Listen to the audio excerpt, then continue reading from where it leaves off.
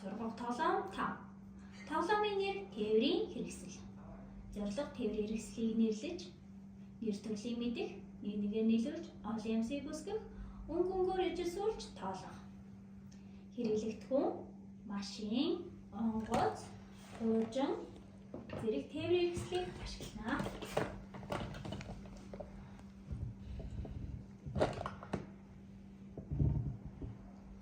Одоо хамтдаа тээврийн хэрэгслээ нэрлэлцгээе.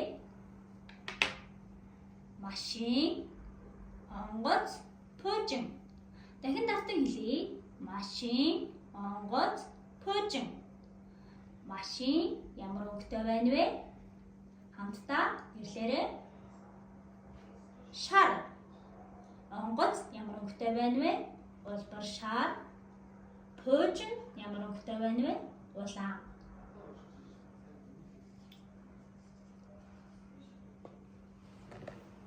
Одоо хамтдаа өнгөнгийн савнд ялгаж хийцгээе. Шар өнгийн